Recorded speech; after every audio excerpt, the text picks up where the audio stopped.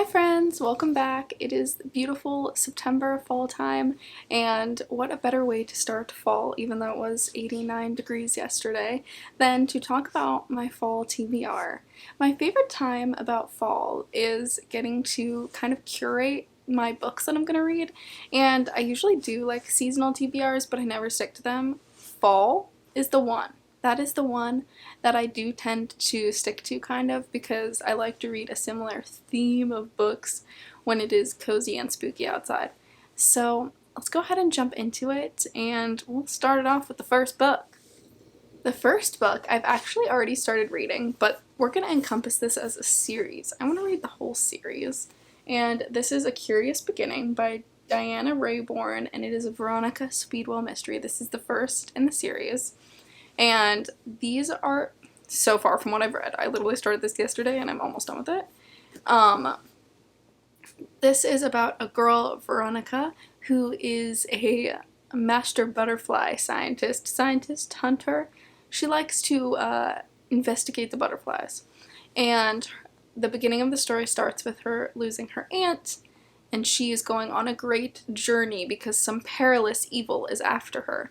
So she's in grave danger, and she teams up with an unlikely ally who will help her to kind of discover what happened. Someone was murdered, and she must solve the murder. And this is so quirky and so fun. I love this so much. I know I've only read like half of it, a little over half, but just Veronica is so witty and funny, and I have another book, like the next book is similar to this. This gives me India Holton vibes. Like, the main character, she's a woman, it's like the 1800s or something like that, and she doesn't want to do she's a spinstress, essentially. She doesn't want to follow societal norms, and she wants to do her own thing and stand up for herself, and she doesn't need anyone to help her. I really like this, and I find it so, just cute and charming that she is, so against the norm, but she wants to just, sit and study butterflies. I just think that's so funny and cute. And the love interest, I don't even actually know. I'm gonna make the assumption they're love interests, but they have such good chemistry. It's so good, and there was just a part that I was just in that, it was really good. There's obviously no spice or anything yet. I don't even know if these are spicy. I think this is YA, but so good so far because there's good tension. That's important in my opinion. Next on this list is, I've already mentioned her, it is The League of Gentlewomen Witches by India Holton, and this is about our main character, Charlotte, who is in a league of witches, and unlike the Wisteria Society, these witches go around and try to help society and secretly make things better, and when an ancient amulet has been discovered, she wants to steal it to make sure it doesn't fall into evil hands. She teams up with a pirateer. I'm pretty sure he is a pirate. Yes, and he is no Mr. Darcy. So they team up together to try to steal the amulet, and that's all I know. I'm very excited, and maybe steal her heart. So cute. I love these books. They're so unserious and just funny, but they also just keep you so entertained, and they have such a good plot. So it's not just comical, oh yeah, this is, didn't really give me anything at the end, but I still enjoyed it. This is actually you're wow, that was quite a complex plot. It was just really good, and something that's kind of like a comical romance. I love these, and my fall theme that I'm going with is witches, vampires, dark academia. That's kind of what I'm doing. I think I have one cozy book tucked in there, but let's move on to the next one. And this is the House of Night series, and this is the first one, which is marked. And this is about a girl named, what's her name? Zoe. And she is a fledgling vampire, so a baby vampire. And she is going to a school, which I think is literally called the House of Night. Yeah, the school is called the House of Night. And she has discovered she has some very magical powers, and she's not the only one. So I think this kind of like, I know that this was huge and popular when it came out like a long time ago, and I'm pretty sure there's a TV show about it. I don't know anyone's opinion on it. I'm very excited to read this. It kind of gives me like vampire Hogwarts vibes. Anything with a school. Like, this is like vampire-y, dark academia, in my opinion. School vibes, love that. And this cover is so cool. I love the little like hidden pattern on it. I just think it was so cute. So that is that one. Next one, we have Book of Night by Holly Black. I actually just picked this one up, and every time I've looked at this book, I've wanted to buy it, and I know there was like a big hype around it when it came out, and I have never purchased it, but when I saw it at my half-price books, I was like, oh, I have to get this, and it's signed, so I thought that was just fun, and I was like, might as well pick it up for $13. But this is about a girl who was I don't know if she was like a thief, it sounded like some type of thief, and this world is full of magic, and just it kind of seems like corrupt in my opinion from what this like synopsis is giving me. And she was working bartending at a local dive bar, trying to live like a somewhat normal life until something throws her back into the spur of it. I just like the way this sounds. I don't know if this is a series or a singular book, standalone. I can't think of the word, but there's so many good like blurbs on the back from like Olivia Blake, V. Schwab, Melissa Albert, even though I didn't really like Melissa Albert's The Hazelwood, so I don't know how much I trust hers, but oh, I just think it must be good. I mean, Leigh Bardugo is on here, so I'm excited to read this, and it's so short. I know it's kind of tall, but like it's really small, and I think I could read this pretty quickly. It's just so pretty. I love it. And let's take a little peeky under the dust jacket, because there's such a pretty little design on it. Look at that. It's so cute. I'm just a sucker for a cute book, let's be honest. If it's like, it could have the world's best plot, and if it's ugly, I'm just like, ooh, like just turned off from it for some reason. Aesthetics, they're just a big factor in my life, I suppose. Next, oh, my cat knocked my stack over, so let's resituate.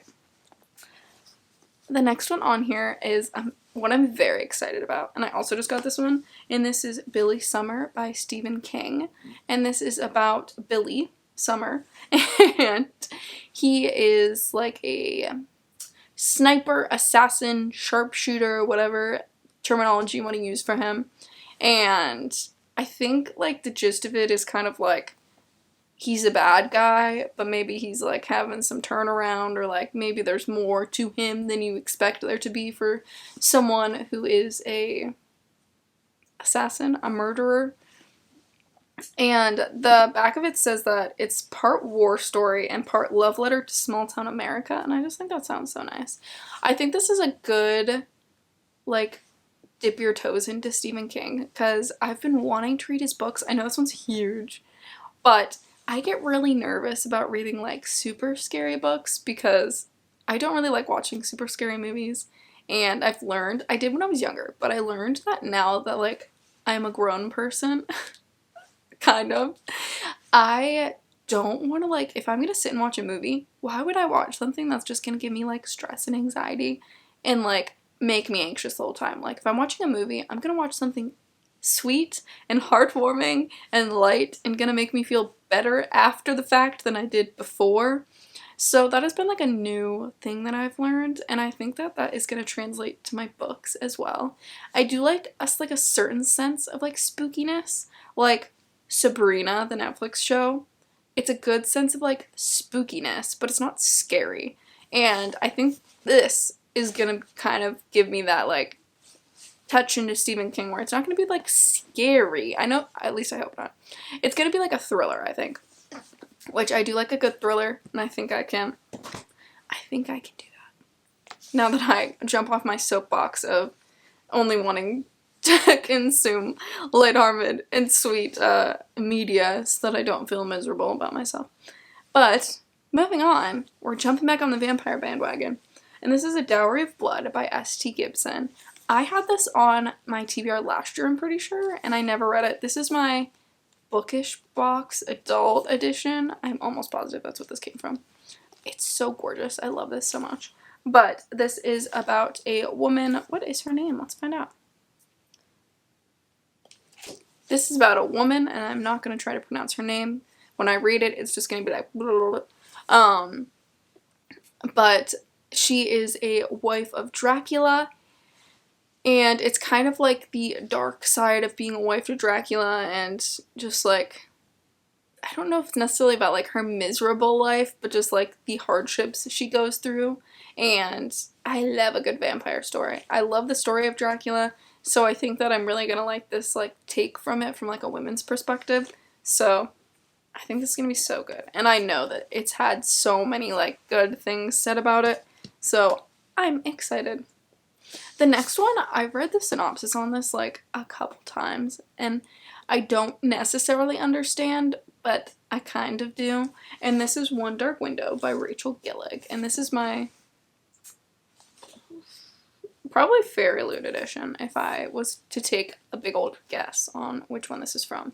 But this is a beautifully dark fairy tale of blood, rage, and bitter choice that whisked me away to mist-wreathed woods ripe with romance and menace. That sounds amazing. I love that. But it is about our main character, what is it? Elspeth?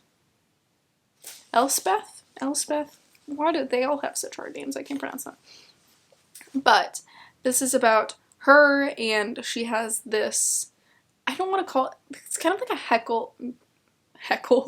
Jekyll and Hyde type of vibe. It sounds like she has this like evil living in her head, and there is this gloom taking over where they live, their town, so she teams up with someone to try to destroy it, though she finds that her evil darkness in her head is maybe taking over her more than she intends.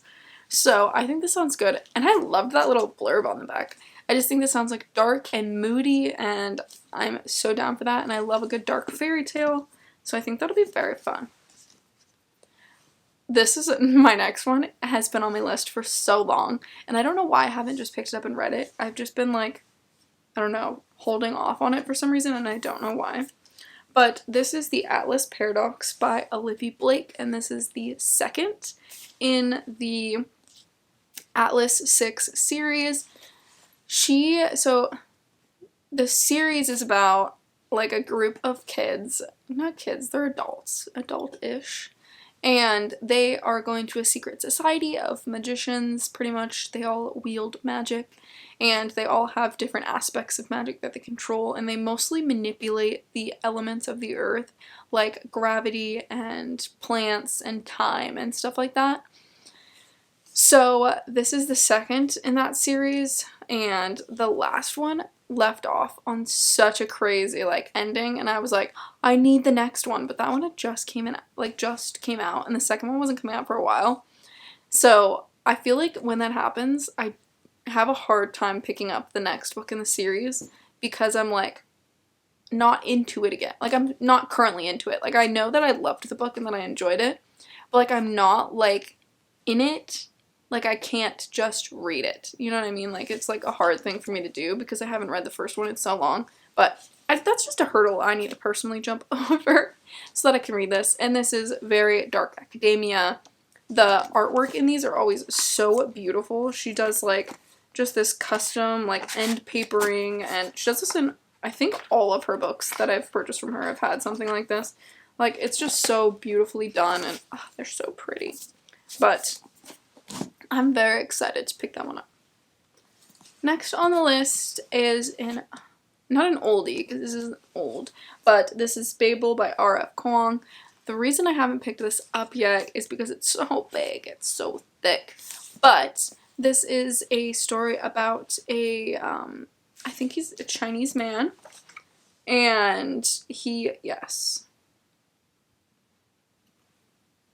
he is a Chinese boy raised in Britain, and he is taken into a facility called Babel, and this is where they do all of the translating as well as perform magic with silver.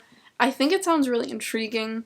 There is like the internal struggle of him working for an institute that is corrupt and maybe having, not maybe, it is having a negative impact on his like homeland, China, and it is kind of like his, I feel like, an internal struggle for him to be essentially working and helping a corporation that is single-handedly destroying his home.